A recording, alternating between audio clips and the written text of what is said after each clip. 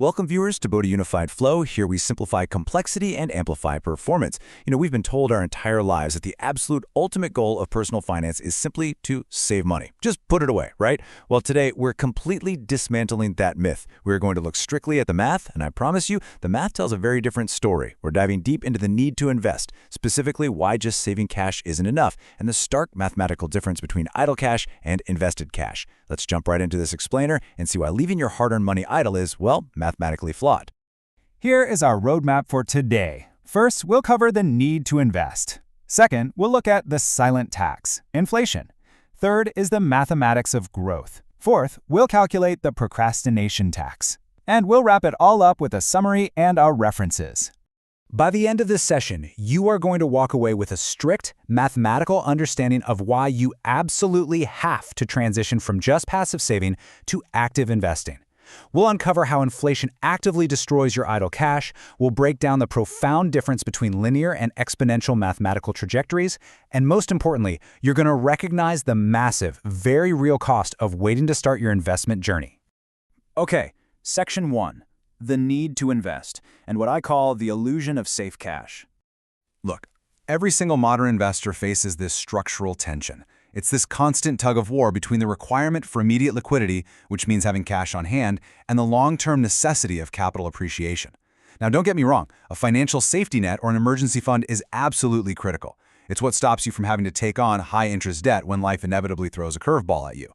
But relying on that pile of cash for your long-term security, that creates a severe performance drag on your financial future. It's a purely defensive posture.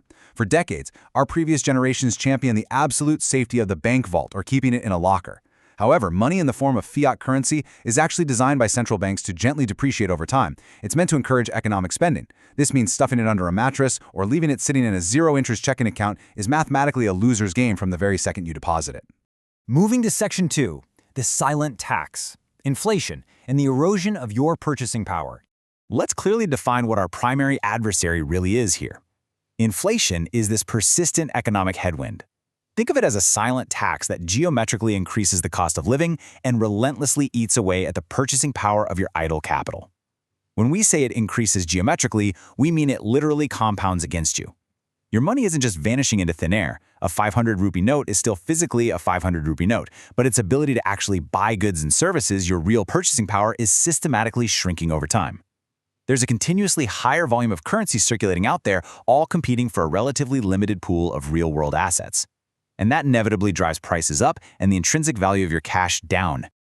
Just look at the stark reality of price escalation. Let's focus on that 5% column for a second. Imagine an asset that costs exactly $1,000 today.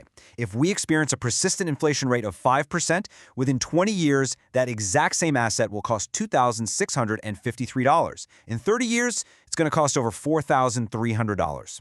The cost literally more than quadruples just to acquire the exact same item. If you're exclusively saving cash and earning 0, or even a modest 1 or 2%, your wealth is essentially stagnating in a fast-moving river. You end up having to work significantly harder, day by day, year by year, just to remain in the exact same economic position. And this brings us to the core foundational formula that you absolutely must have memorized. Real return equals nominal return minus the inflation rate. Now, your nominal return is simply that headline rate your bank advertises in those big, bold letters. But let's apply this to the real world, shall we? Let's say a standard bank fixed deposit offers you a 6% nominal return. Sounds decent, right?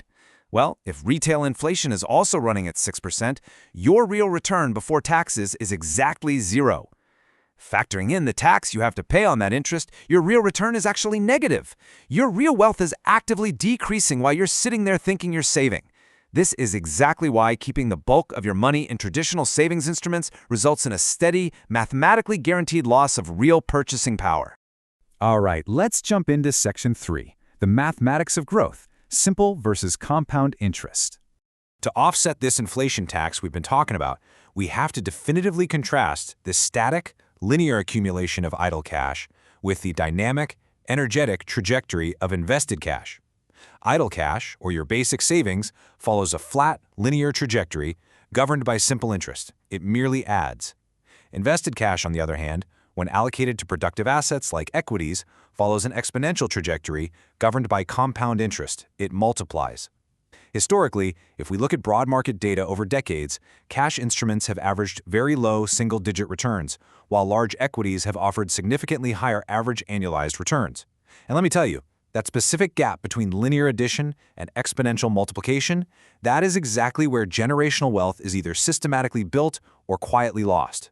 Let's actually break down the mechanics of these equations. On one side, we have simple interest. It's calculated exclusively on your original principal. The earning power of your money remains entirely static. So if you get 500 rupees in interest in year 1, you get exactly 500 rupees in year 2, and the same in year 3. It is a lot like picking apples off a single tree to eat. You get a linear, predictable harvest, sure, but the tree itself never grows any larger. But on the flip side, compound interest involves a constant accelerating multiplier. Your interest earns its own interest. Because the profits are continuously reinvested alongside your original principal, the growth curve might start off a little slow, but it eventually absolutely skyrockets as your time horizon extends. Compounding is basically taking the seeds from those apples and planting an entirely new orchard. Within a few cycles, you aren't just harvesting from one tree, you're harvesting from thousands. Compounding is literally the only mathematical engine powerful enough to consistently outpace inflation over a lifetime. Which leads us perfectly into Section 4, the procrastination tax, the cost of inaction. 15 lakhs, 1.5 million rupees. This striking number represents the brutal, unforgiving financial cost of delaying your investment journey. Most professionals know deep down that they really should invest, but they succumb to this psychological barrier. They tell themselves that small initial amounts simply aren't worth the effort, and they choose to wait until they get a promotion or until they have quote-unquote more money to deploy all at once. Let me show you exactly what this hesitation actually costs you in cold hard capital. Let's consider two 25-year-old professionals working at the exact same company. The early starter has the foresight to begin investing a relatively small amount immediately, just 5,000 rupees a month.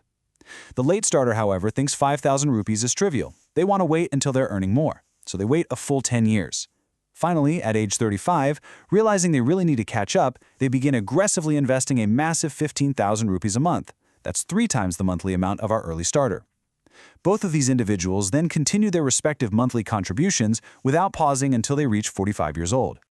Now, conventional logic would strongly suggest that the late starter should end up with significantly more money, right? Because they invested way more heavily out of pocket. But check out the stark contrast in the final values. The late starter diligently invested 18 lakhs of their own hard-earned capital. The early starter, just pacing themselves, only invested 12 lakhs out of pocket. Yet, assuming a standard 12% annual return for both, the early starter accumulates an impressive final portfolio of nearly 50 lakhs, compared to the late starter's meager 34 lakhs. Even though the late starter contributed substantially more of their own physical money, their compounding engine simply didn't have enough time to multiply it. They ended up with vastly less wealth. That staggering 15 lakh differential, that is the true procrastination tax. This absolute reality proves a fundamental rule of personal finance. Time in the market is not just an advantage in investing, it is the primary driver for wealth creation. You cannot simply catch up by throwing larger and larger amounts of money into the market later in life. Every single year you delay is a year of compounding, exponential, geometric growth that you can simply never recover. It dictates the age you can retire, the freedom you have to change careers, and the legacy you leave behind. Time is the one singular variable in the compounding equation that you absolutely cannot work backward. All right, let's wrap this up in Section 5 with our summary and concluding thoughts. We've thoroughly achieved our learning objectives today by basically proving that investing is far from just a luxury for the wealthy. It is a strict mathematical necessity for baseline economic survival in an inherently inflationary world. We've uncovered that inflation is a silent, unyielding tax that guarantees a devastating loss of purchasing power if you stubbornly hold on to physical cash. We learned that real returns, calculated after inflation, are the absolute only metric that dictates actual wealth accumulation. We saw the raw power of the compounding orchard, providing exponential, skyrocketing growth, exposing simple saving as a merely linear, static exercise. And finally, we quantified exactly how delaying your investment journey triggers a massive procrastination tax that no amount of heavy future capital can easily fix. You are now armed with the mathematical truth. The numbers we've reviewed today are impeccably clear, and honestly, they're completely indifferent to our feelings. A single rupee today is mathematically worth far more than one tomorrow, entirely because of the opportunity you have right now to compound it into something greater. You now deeply understand the destructive mechanisms of the silent tax, as well as the exponential engines of true wealth creation. The two paths forward are laid out transparently in front of you. Here are the specific, data-driven references we cited in today's explainer, providing some excellent further reading for those of you eager to amplify your own financial performance. As you consider these indisputable numbers and begin to apply them to your own life and financial planning, I want to leave you with this final thought. Will you quietly continue paying the silent, geometric tax of inflation by keeping your capital comfortably idle, or will you take action and start building your exponential compounding engine today? Thank you so much for joining me on Bodhi Unified Flow. See you in the next explainer.